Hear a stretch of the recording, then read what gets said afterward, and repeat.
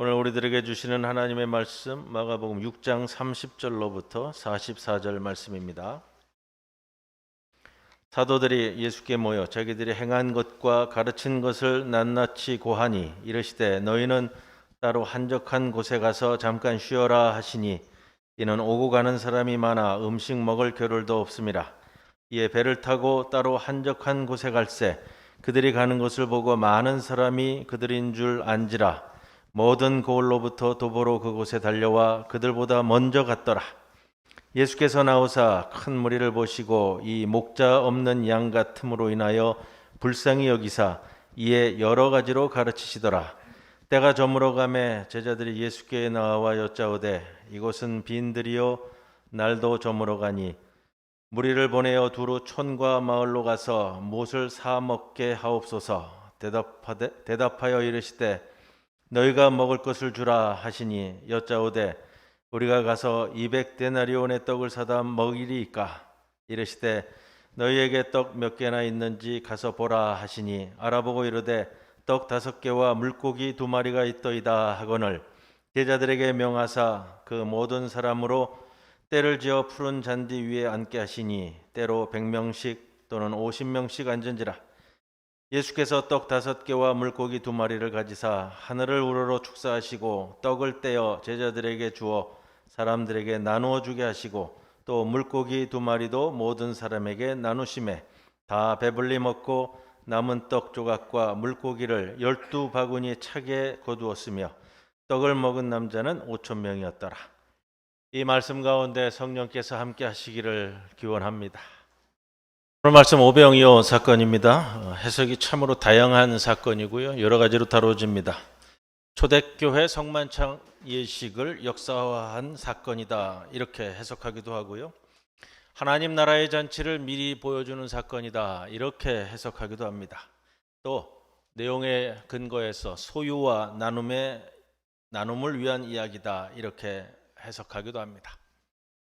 이야기인즉슨 이거잖아요. 떡 5개와 물고기 2마리로 5,000명을 먹이셨다라는 것. 여러분 이 사건을 접할 때마다 어떤 생각이 드십니까? 어떤 이들은 말도 안 되는 이야기라고 합니다. 말도 안 된다는 것은 이 사건이 사실 같지 않고 믿어지지 않기 때문입니다. 그럼에도 불구하고 사실로 믿을 수 있어야만 신앙이라고 한다면 그것도 좀 애매해집니다. 부정직한 신앙이 될 것인지 솔직한 불신앙이 될 것인지 그 사이에서 이러지도 저러지도 못하는 엉거주춤한 자세를 취할 수밖에 없지 않을까라는 생각도 해봅니다. 문자 그대로를 믿는다 해도 찜찜하고 믿어지지 않는다고 해도 뭔가 뒤가 캥기는 정말 사람 걸려 넘어지게 하는 그런 이야기가 아닐까 생각을 해봅니다. 여러분 성서는 해석을 통해 다가오는 말씀입니다. 해석을 어떻게 다가가는가 하는 것은 우리에게 중요합니다. 근데 모든 학문의 해석학은 성서 해석학에서 출발했습니다. 그만큼 성서 해석은 중요한 것이라는 것을 일러주는데 여러분 여타 학문들 인류학, 사회학, 역사학, 고고학 다 그렇습니다. 그런데 오히려 해석학의 출발지라고 여겼던 성서 해석학에서 해석을 담보로 하지 않고 문자 그대로만 받아들이려고 한다는 것은 뒤로 돌아가는 일이 될 겁니다. 1800년대 자유주의 신학자들은 오병이어의 사건 해석을 이렇게 했습니다. 큰 바위 뒤에 예수님께서 제자들을 시켜 5,000명이 먹을 음식을 몰래 준비하였다가 한 사람씩 하나씩 내어주어서 먹였다. 본문에 없는 내용을 가지고 해석한다는 생각을 갖게 합니다. 현세에는 요한복음을 근거로 한 어린아이가 자기의 보잘것없는 도시락인 물고기 2마리와 떡을 남들을 위해서 내어놓자 그 자리에 참석했던 모든 사람들이 이 모습을 보고 감격해서 자기도 자기가 가지고 있는 것을 흔쾌히 내어놓기를 시작해 결국은 모든 이들이 먹고도 남게 되었다. 나눔과 섬김에 대한 해석입니다. 의미 있는 접근은 될 것 같습니다. 그러나 본문을 다룰 때에는 집중이 필요하다라는 생각이 들게 합니다. 한국의 어느 목사님은 이 해석은 참 많이 다루어지더라고요. 요즘 CBS 라디오 방송에도 보면 이 내용이 반복해서, 저는 아침에 들었습니다만, 이런 표현을 쓰셨어요. 그 누군가는 5천 명분을 혼자 다 먹고 사는 사람도 있고, 오히려 5천 명을 먹이시고 살아가시는 분도 계신다. 표현을 쓰셨습니다. 이 말씀에 비추어 현 한국 사회를 날카롭게 꼬집는 해석이라고 저는 존중합니다. 그러나 말씀을 듣는 이들이요, 이 말씀을 듣고 어떻게 해석을 하냐면, 나는 5천 명분을 혼자 먹고 사는 것이 아니라 그저 200명분을 먹고 살고 500명분을 먹고 살고 1,000명분을 먹고 살 뿐이니까 나와는 상관없는 이야기다, 이렇게 받아들이더라고요. 오늘 우리는 오늘 이 사건을 다루면서 마가복음이, 그리고 이적 사건들을 짚어보면서 그동안 우리가 접근하였던 본문 접근의 통일성, 해석의 통일성을 가지고 말씀을 좀 나누려고 합니다. 그 통일성은 이렇게 다시 설명드릴 수 있겠는데요. 마가복음 이적의 첫 사건은 회당에서 더러운 영에 휩싸인 자를 고치신 사건으로 시작했습니다. 1장 21절에 보면 안식일에 들어가 가르치시니 뭇 사람들이 그 교훈에 놀랐다. 27절에 귀신을 내어 쫓으시니 다 놀라 서로 물어 이르되 이는 어찌미뇨 권위 있는 새 교훈이로다. 귀신을 내쫓은 사건을 두고 평가합니다. 놀라운 사건이다, 놀라운 이적이다, 놀라운 능력이다, 이렇게 표현하는 것이 아니고요, 권위 있는 새 교훈이로다 했다는 겁니다. 능력 있는 새 가르침, 권위 있는 말씀이다 라는 것이죠. 여러분, 예수님의 이적 사건에는 항상 가르침이라는 것이 바탕이 되어 있습니다. 오늘 본문에 보면 동일합니다. 큰 무리를 보시고 불쌍히 여기사 이에 여러 가지로 가르치시더라. 그리고 그렇게 가르치시는 가운데 벌어진 사건을 형상화해서 우리에게 보여줍니다. 이렇게 접근하면 되지 않겠습니까? 결국 이런 거예요, 여러분. 오늘 이 시간에 여러분이 이 장소에 다 나오셨죠? 왜 나오셨어요? 밥 먹기 위해 오셨잖아요. 밥도 먹을 거예요. 오늘도 공동 식사, 오늘부터 공동 식사 시작한다고 그랬습니다. 협의하는 과정에 우리가 코로나 전에 바퍼 공동체하고 얘기된 거는, 바퍼에서는 이 자활 사업의 프로젝트를 갖고 우리와 서로 좀 윈윈하자라는 제안을 제가 먼저 드려서 진행이 되다가 코로나 때문에 한 2달, 석 달 하다가 그만두고 다시 시작을 하는데, 그 바퍼 본부장님도 굉장히 우려되나 봐요. 2년, 제가 이렇게 세보니까 한 2년 9개월 만에 우리 이제 다시 시작을 하는데, 이렇게 저렇게 본인도 염려되는가 봅니다. 주중에 전화도 오고요. 어제는 그 실무를 담당할 사무국장님과 함께 방문해가지고 어떻게 해야 될까 장소도 보고 이렇게 하고 가셨습니다. 그래서 이야기를 나누면서 그런 말씀을 드렸어요. 처음에는 좀 시행착오가 있지 않겠느냐, 서로 간에 조금 진행돼 가면서 서로 맞추면 되지 않겠습니까, 이렇게 했는데, 자, 여러분, 오늘 이 예배 시간 끝나고 밥도 먹으실 거예요. 몸의 양식도 먹을 것인데, 근데 여러분, 오늘 이 시간 여기 이 자리에 앉아 있는 것은 육신의 양식을 위한 자리는 아니죠. 왜 오셔서 이 자리에 우리가 앉아 계세요? 밥은 밥인데 영혼의 양식을 위한 자리잖아요.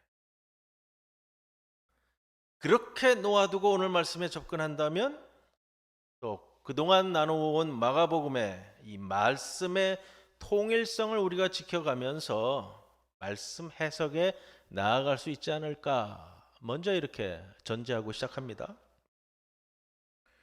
이적 사건은 이런 모양을 가지고 있잖아요. 앞에 가르침에 대한 말씀이 있고, 그 다음에 그 가르침에 대한 해설을 사건을 통해서 우리에게 보여주는 모양새가 참 많았습니다. 41절에 보면은 이렇게 표현돼요. 떡 5개, 물고기 2마리, 축사하시고 떡을 떼어. 제가 이 원문을 예전에도 한번 성찬 예식이 있었던 주일날 말씀을 드렸던 것 같아요. 떡을 떼었다. 원문은 떼다라는 표현을 이렇게 이야기합니다. 이 원어가 뭐냐면 떡들을 쪼개요. 떡들을 부셔버려서. 그런 생각을 해봤어요. 좀 재밌게. 떡을 5개를 조각조각을 떡 한 덩어리당 한 1,000개씩 조각을 내가지고 제자들에게 다 나눠주니까 이 떡 한 조각이 가가지고 다 한 덩어리가 되고 2덩어리가 되고 5덩어리가 돼가지고 그렇게 나갔을까? 그리고 본문은 그렇게 했잖아요. 제자들에게 주셨다. 나누어 주게 하셨다. 그리고 나서 42절에 어떻게 되냐면 42절에 배불리 먹었다. 이렇게 넘어가 버려요. 그런 생각이 듭니다. 이 사이에 나누어 주게 하고 그 다음에 배불리 먹었다라고 하는 이 사이에 뭔가가 있을 법한데 마가복음에서 그걸 우리에게 기술해서 남겨주었으면 더 좋았을 텐데 그냥 넘어가고 있어요. 이 부분은 우리가 채워야 하는 여백이 되는 겁니다. 오늘 말씀은 말씀의 서두를 주로 다룰 거예요. 그리고 배경 말씀을 드릴 거예요. 그것으로 오늘 오병이어 사건에 접근이 충분히 가능할 것이다. 저는 그렇게 생각하고요. 그러면서도 채워지지 않는 부분이 있는다면 여러분 말씀의 여백으로 남겨두시고 그 말씀의 여백은 여러분들이 묵상 가운데 채우시기 바랍니다. 본문이 이렇게 시작합니다. 30절에 사도들이 예수께 모여 자기들이 행한 것과 가르친 것을 낱낱이 고했다. 이게 오늘 오병이어 사건의 시작이에요. 사도들이 예수님께 고했죠? 뭘 고했어요? 자기들이 행한 것과 가르친 것. 행한 것은 무엇이고 가르친 것은 무엇일까요?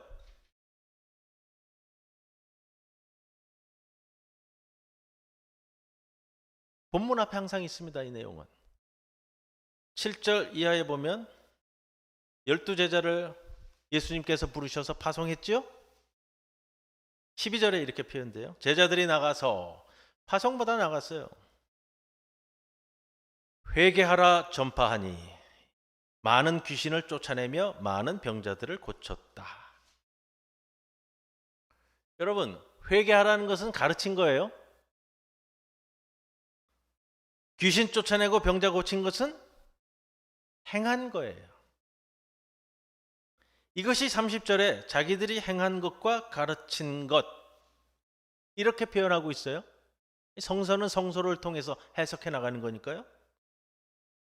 자, 귀신들을 쫓아내고 병자를 고치고요. 회개하라고 가르쳤습니다. 이게 각처에 소문이 났다는 거죠. 네. 어떻게 진행됐느냐? 제자들에 의해서 14절 말씀입니다. 이에 예수의 이름이 드러났다. 제자들이 나가서 아주 놀라운 이적들을 행하고 다녔어요. 한두 건이 아니죠? 네. 이렇게 퍼뜨리고 다녔으니 예수의 드러났다. 예수의 이름이 드러났습니다. 근데 이걸 누가 들었어요? 헤롯이 들었어요. 헤롯 왕이 이 보고들을 듣고서 생각했어요. 뭐라고 생각했어요? 세례 요한이 살아났구나. 헤롯이 세례 요한을 죽였죠? 왜 죽였죠? 세례 요한이 떠들고 다녔잖아요. 뭐라고 떠들었어요? 동생의 아내를 취한 자라고. 아주 요즘 말로 말하면 뭐예요? 몰상식한 폐륜하라고 떠들고 다닌 거예요. 감옥에 넣었어요. 헤로드 왕이 생각할 때 이 요한이 불편하기는 하지만 그래도 이 세상에서 자기 앞에서 옳은 말을 떠들고 다닐 정도의 사람이면 달갑지는 않았지만 두려워했다고 했어요. 그런데 사건이 벌어졌잖아요. 자기 생일날 헤로디아의 딸이 춤값으로 요구했습니다. 그래서 이야기되어지는 것이 뒤에 이제 우리 먹는 것과 연관되어져서 벌어지는 일이 이거예요. 음식처럼, 먹는 것처럼 음식과 같이 소반에 얹어지도록 목베임을 당했어요. 이 사건이 여러분 오병이어 사건을 다루고 있는 거에 바로 앞에 사건이에요. 이거를 염두에 두고 오병이어 사건을 우리가 볼 수 있어야 됩니다. 이런 분위기에서 헤롯이 예수님과 그 무리들을 예의주시할 수밖에 없는, 그 세례 요한이 다시 살아난 것 같이 예수의 제자들이 회개하라고 선포하고 많은 귀신 들린 자들을 쫓아내고 많은 병자들을 고쳐내고, 이 상황을 보고로 들은 헤롯의 눈이 도끼 눈이 되어버린 상황이죠. 같은 사건을 전하는 마태복음에서는 14장에 이렇게 표현합니다. 예수께서 들으시고 떠났다. 오병이어 사건의 시작을 마태복음 기자는 요한이 죽은 소식을 듣자마자 바로 예수님은 배를 타고 나가버린 걸로 기술을 하고 있어요. 요한이 죽는 걸 듣고 그 칼날이 이제 예수님과 그 제자들에게 다가올 것으로 그렇게 여겨졌기 때문이라는 거예요. 그리고 오늘 본문 16절에는 헤롯이 이렇게 아예 단정해버렸어요. 16절에 헤롯은 듣고 이르되 내가 목벤 요한이 그가 살아났구나.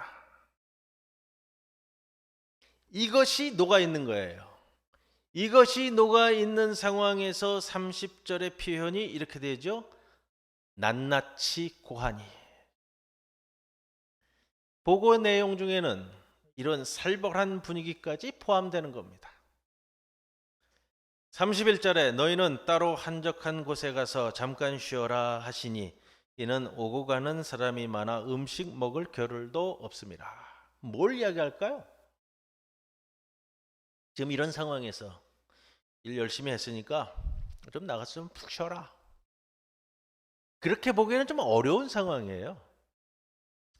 예수님이 사도들에게 뜬금없이 한적한 곳, 정확한 표현은 광야예요. 광야로 나가라. 광야는 아무도 없는 데죠. 근데 광야라고 잘 번역해 오던 성경이 오늘 이 자리에 와가지고 뜬금없이 이렇게 번역이 한적한 곳으로 번역을 해버렸어요. 의역을 해가지고 조금 의아합니다. 하여튼 따로 한적한 곳에 잠깐 쉬어라 하는 건데, 너희는 따로, 이 따로에 좀 집중을 하셔야 돼요.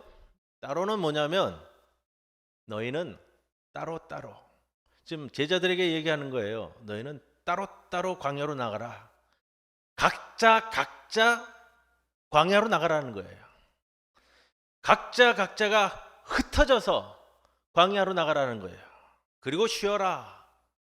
쉰다라는 게 여러분 우리가 말하는 것처럼 그냥 안식을 취하고 쉰다는 말도 되지만 우리 말도 그렇잖아요. 또 영화에 보면 그런 장면들 있죠. 이제 사고 친 부하들을 불러서 하던 건 멈추고 좀 쉬어라. 손 떼고 좀 나가 있어.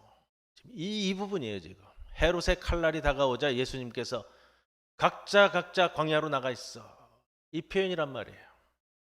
오고 가는 사람이 많아.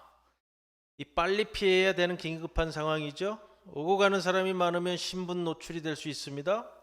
그래서 그것이 먹을 겨를도 없는 상황이 아니었겠습니까? 이렇게 다가가는 거예요. 여기서 짚고 갈 표현이 하나 나옵니다. 30절에 사도들이, 이 표현이에요. 사도. 여러분 이 사도란 말은 마가복음에 여기 딱 한 번만 등장해요. 참 희한하죠. 사도라는 표현은요, 예수님 당시에는 사용되어지지 않았던 말이에요. 그러면 예수님 당시에는 어떻게 사용했어요? 제자, 또 열두 제자 이렇게 표현됐지 사도라는 말을 표현하지 않았어요. 사도라는 말은 보냄을 받은 자라는 표현이에요. 예.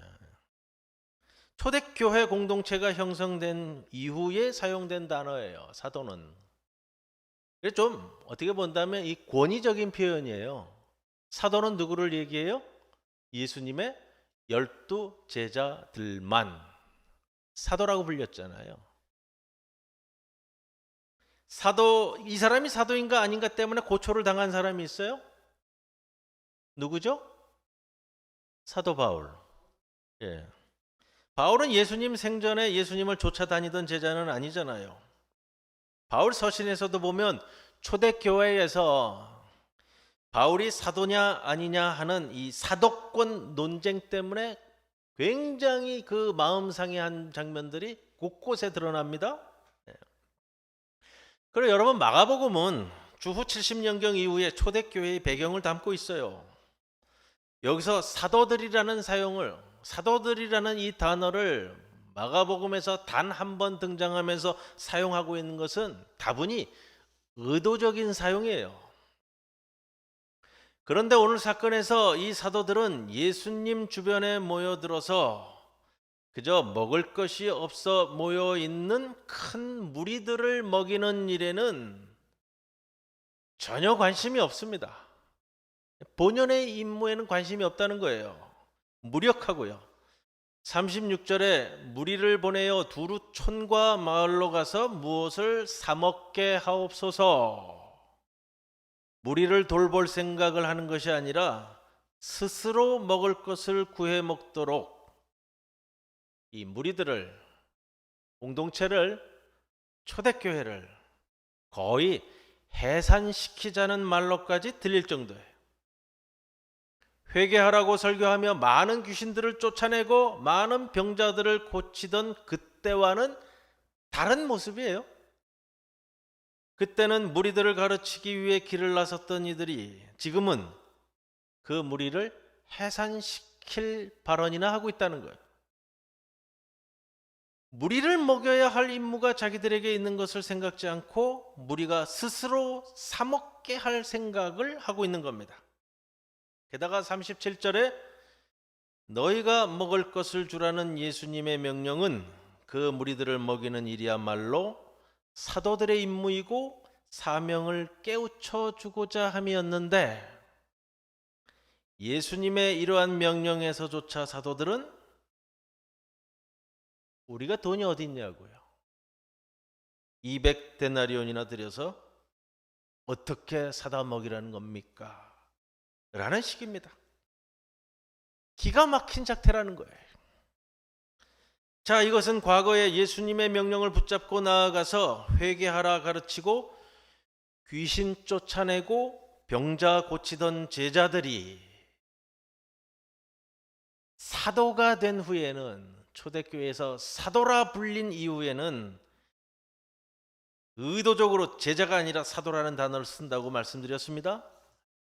현재 마가가 속한 초대교회의 사도로 불리움을 받아 들어앉은 다음에는 모두가 이러한 꼴들이 되었다는 호된 비판을 안고 있는 장면이에요. 그러면서도 반면에 마가복음은 이렇게 기술하고 있어요. 성도들 가운데 아직도 간절함과 사모함과 열정 있는 무리들에 대한 표현을 이렇게 표현해요. 33절에 그들이 가는 것을 보고, 그들이 누구죠? 사도들이에요.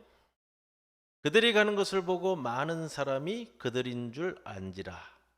모든 고을로부터 도보로 그곳에 달려와 그들보다 먼저 갔더라.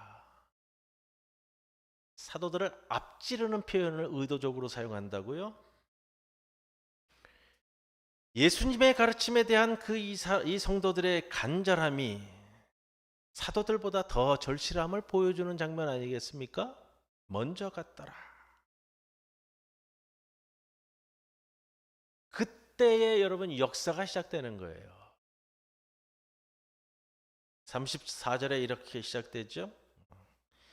예수께서 나와서. 같은 의미인데 이거는 제가 번역상의 문제인 것 같아요. 나왔다라고 표현해도 맞아요. 근데 제가 번역한다면 이렇게 표현할 거예요. 어떤 걸 써도 다 맞아요. 예수께서 나타나셨다. 지금 상황은 이렇게 된 거예요. 제자들이 이런 상황이고 성도들은 사도들보다 먼저 간 상황이에요. 그 상황에서 이제 역사가 시작되는 것은 예수께서 나타나셔서, 예수님이 사도들과 배를 같이 타고 움직였다라고 본문은 얘기하지 않아요. 마태복음 배를 같이 탄 걸로 이야기해요. 큰 무리를 보시고 이렇게 되는 거예요. 예수께서 이때에 나타나셔서 큰 무리를 보시고 목자 없는 양 같음으로 인하여. 그러면 이제 우리가 이해하기가 풍성해지는 거예요. 왜 예수님께서 목자 없는 양 같다고 말씀을 하시는지. 제자들이, 사도들이 지금 초대교회에서 이 모양 이 꼴이니까 이렇게 말씀하시는 것이 당연한 거잖아요. 불쌍히 여기사. 그리고 오늘의 핵심 키포인트예요. 뭐라고 나와요? 여러 가지로 가르치시더라. 이건 같은 표현인데 제가 제 나름대로의 번역을 했어요. 시제까지 조정해가지고 쓰면 이렇게 표현되는 거예요. 여러 가지로 가르치시더라가 그들에게 많은 것들을 가르치기 시작하였다. 여러 가지로 번역을 했어요. 근데 저는 많은 것들 이렇게 번역을 하고 싶어요.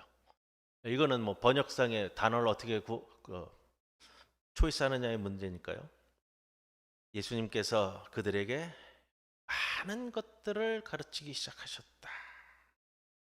가르치기 시작하셨다. 오늘 제가 제목으로 잡았어요.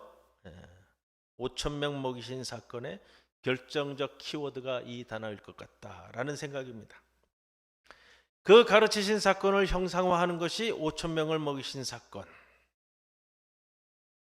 예수님이 큰 무리를 가르치시는 것을 먹이는 이야기로 그림 그리듯이 보여주시는 것 아니겠습니까?